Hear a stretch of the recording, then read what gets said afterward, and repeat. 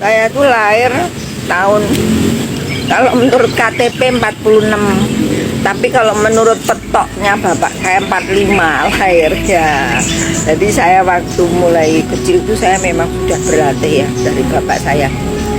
Terus saya begitu SMA saya latihan sama Mas Imam langsung, karena pada waktu itu belum ada yang pesilat wanita. Jadi aku disahkan sebagai pendekar wanita pertama. Waktu itu 2 orang, saya sama Endang Mardika Niati.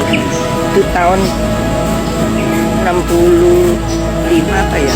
Ya, pokoknya yang disahkan Mas Imam itu Mas Maji, terus saya sama Mas Wiono.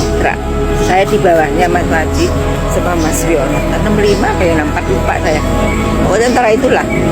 Jadi termasuk Sri Kandi pertama di Desa Trating ya, Mbak Riris ya? Oke. Terus berjalannya waktu saya langsung ke Jakarta, saya bekerja, saya nikah. Tapi biarpun begitu, kita tuh dulu kental banget ya persaudaraannya SHT itu. Setiap berapa bulan tuh kalau Mas Imam tuh nimbali, dulu kan belum ada telepon, belum ada HP, tapi lewat nggak tahu lah, gua nggak tahu, ujuk-ujuk aku kepengen sowan Mas Imam gitu.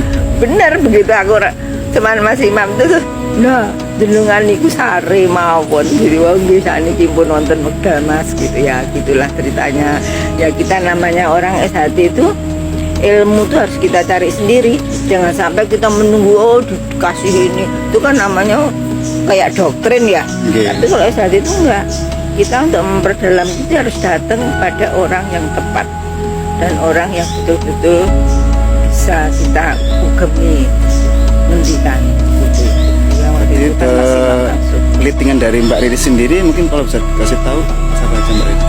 Kalau perempuannya cuma berdua, Mas Wiono, Mas Sakti, banyak lah tapi udah banyak yang meninggal. Pokoknya kalau nggak salah ada sih catatannya, aku murah ngomong catatannya ono. Termasuk Mas Maji juga Mbak Riris? Mas Maji itu di atas saya. Di atas saya.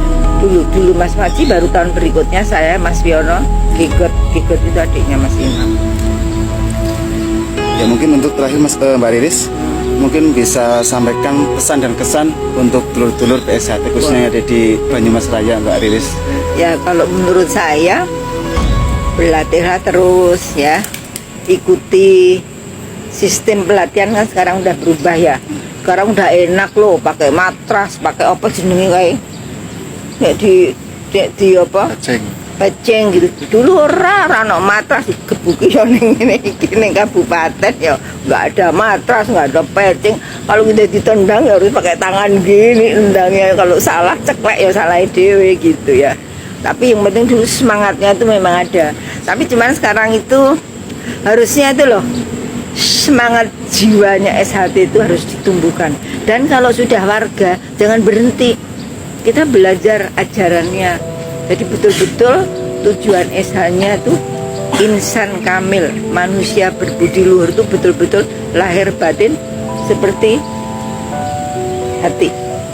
Setia hati. Kita harus setia kepada hati kita sendiri. Jaga hati kita senantiasa kita bersih.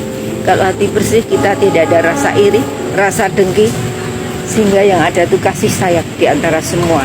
Semua kepada ciptaan Allah, jadi sesuai dengan Al-Quran ya. Jadi senantiasa berbuat kebaikan, insan kamil itu seperti itu. Jadi yang muda-muda secara fisik harus belajar ya.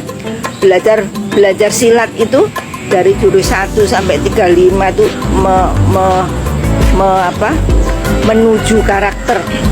Tapi kalau sudah 35 harusnya jadilah insan yang kamil. Itu harus tetap kita belajar kepada yang sepuh kita, kepada langsung kepada Mas Wiono atau nanti ketua umum. Kalau ketua cabang ya ketua cabang harus begitu, sering silaturahmi. Jadi kita tetap persaudaraan kita itu betul-betul ada terjaga ya nggak Mas Amari? Barangkali mau nambah ini aku kan suka lupa.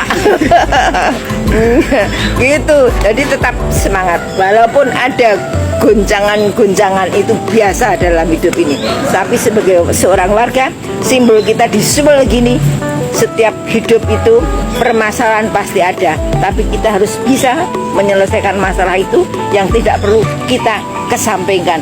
kan tali apa pangsol ya, kita harus bisa melepaskan semua rintangannya gitu. Siap, Ya enggak? Riris. Gitu.